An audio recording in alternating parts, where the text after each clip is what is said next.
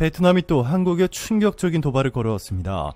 최근 삼성 등 한국 기업들이 베트남에서 철수를 시작하자 베트남이 한국에 보복을 시작한 것인데요. 보복 방법이 너무나 충격적이라 논란이 되고 있습니다. 그런데 베트남의 보복은 계란으로 바위치기였습니다.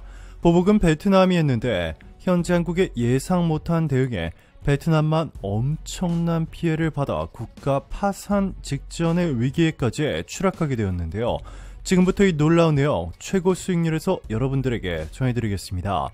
베트남에서 떠나기로 한 곳은 한국의 대기업들 뿐만이 아니었습니다. 베트남의 영웅이라 불리며 최하위권이었던 베트남 축구 국가대표팀을 동남아시아 축구 최강국으로 만들어 놓은 박항서 감독도 앞으로 2달 뒤에 베트남을 떠나기로 했습니다. 그런데 한국이 이렇게 베트남에서 떠나자마자 베트남은 그동안 고마움을 인사하기는커녕 충격적인 보복을 시작했습니다. 베트남이 한국산 제품에 징벌적 관세를 붙일 수 있다고 협박해온 것입니다. 한국에서 베트남으로 건너오는 제품에 강판과 철강제 등의 제품에 대해 반덤핑 관세를 부과할 수 있다고 선포해온 것인데요. 여기서 멈추지 않고 가장 심각한 조치로 알려진 세이프가드, 즉 긴급으로 한국산 제품 수입을 제한하는 조치까지 고려 중인 것으로 알려지면서 큰 충격을 주고 있습니다. 반덤핑, 상계관세, 세이프가드 등과 같은 무역 조치는 불공정 무역행위 혹은 공정무역이더라도 국내 산업에 피해가 발생하거나 발생할 우려가 있을 때 자국 산업을 보호하려고 불공정한 교역 질서를 바로잡기 위해 발동하는 수익 규제 조치로 현재 한국산 제품이 베트남 경제에 악영향은커녕 오히려 한국산 제품이 베트남에 도착한 뒤 최종 완성품으로 조립되어 다시 제3국으로 재수출되는 방식으로 베트남 경제에 엄청난 플러스 효과를 불어넣어주고 있습니다. 한국 측은 베트남이 지난해 기준 한국의 5위 교역국이자 동남아시아 국가연합 1위 교역국인 점을 강조했습니다. 또한 베트남에 8,800개가 넘는 한국 기업이 진출한 투자 대상국인 점을 고려하려며 베트남의 한국산 제품 차별 조치를 강하게 비판했습니다. 베트남의 이러한 조치가 더욱 충격적인 이유는 최근 한국 기업들은 그동안 베트남이 한국에 뒤통수를 친 여러 번의 만행들을 눈감아주고 다시 한번 믿어주기로 결정하면서 베트남에 막대한 투자를 해주었기 때문입니다. 현대차는 최근 베트남에서 제2공장을 준공, 생산 능력을 무려 3배나 확대했습니다. 토요타는 일본에서 자동차를 생산해 베트남에 수출한 뒤에 판매하는 방식으로 베트남 현지인들의 고용을 최소화하고 있는 반면 현대차는 베트남 탕콩그룹과 합작사를 만들어 엄청난 규모의 베트남 현지인들을 고용해 생산 및 판매하고 있습니다. 이 공장 준공을 위해 현대합작법인은 무려 3조 2천억 동을 투자했는데요. 한국에 감사 인사를 해야 할 베트남이 한국산 제품 수출 금지 조치라는 충격적인 카드를 꺼내들었습니다. 더 충격적인 점은 이렇게 한국에 말도 안 되는 보복 조치를 시행하는 동시에 많은 한국인 관광객이 베트남에 오기를 바라며 한국에 말도 안 되는 요구를 하고 있다는 것입니다. 베트남 정부가 올해 100만 명의 한국 관광객을 목표로 한다고 밝혔습니다. 응웬 반흥 문화체육관광부 장관은 지난 17일 한국에 이같이 밝히며 한국 정부가 입국 제한을 더 완화해 줄 것을 요청했습니다. 베트남을 찾는 국가별 관광객을 보시면 한국인이 압도적인 1위였습니다. 중국, 일본, 태국, 대만, 말레이시아인 관광객을 모두 합쳐도 한국인 관광객의 숫자에 미치지 못하고 있습니다. 이렇게 베트남이 관광산업을 한국에 전적으로 의존하고 있다 보니 한국에 무리한 요구를 하고 있는 것인데요. 그런데 한국인들의 대응은 예상을 뛰어넘었습니다. 최근 설문조사 결과 한국인 86%는 베트남 여행을 절대 안 간다 라고 답했고 오직 1%만 베트남에 갈 것이라 응답한 것으로 전해졌습니다. 한국인이 이렇게 베트남에 분노해하고 있는 것은 단지 베트남 정부가 한국산 제품을 차별하며 배은망덕한 행위를 저지르고 있기 때문만은 아닙니다.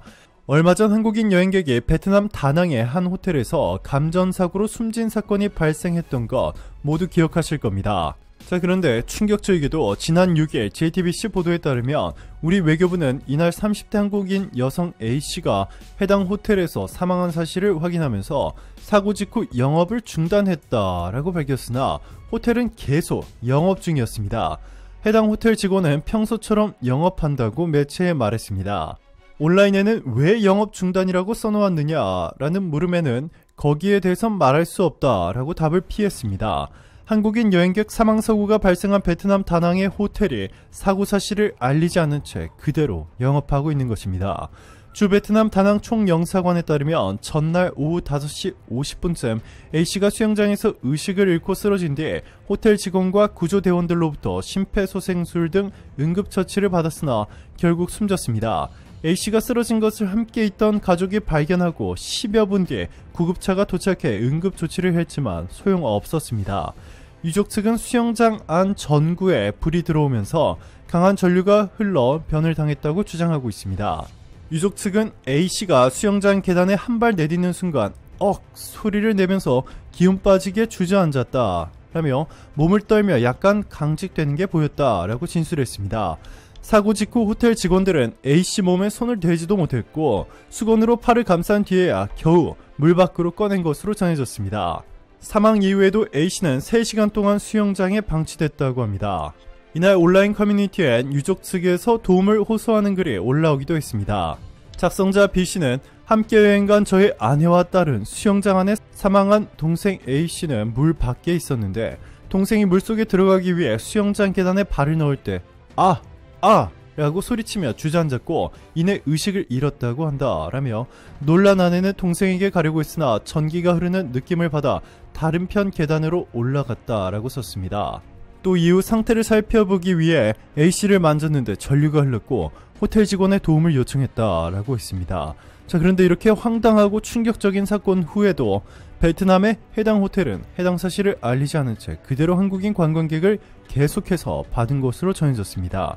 너무나 충격적이죠. 이뿐만이 아닙니다. 베트남 관광산업의 최대 고객인 한국인들이 현지항공사의 신종 코로나 바이러스 감염증 음성 확인서를 제출했다가 퇴짜를 맞은 뒤 뒷돈을 주고 재검을 받은 피해 사례가 속출하고 있습니다. 29일 현지 항공업계 관계자 및 제보자들에 따르면 지난 23일 오후 11시께 하노이 노이바이 국제공항에서 베트남 저가 항공사인 비엣젯 여객기에 탑승하려던 이모씨 등 일행 3명은 수속 카운터에서 황당한 일을 겪었습니다. 이들은 당일 오전 숙소인 히노이 롯데호텔 부근의 대형 병원에서 받은 신속항원검사 음성 확인서를 카운터에 제출했지만 담당 직원으로부터 퇴짜를 맞았습니다. 당시 이 직원은 인천공항 검역소에서 인정하지 않은 검사 방법이라고 이유를 대면서 내일 출발하는 여객기를 다시 알아보라 라고 했습니다.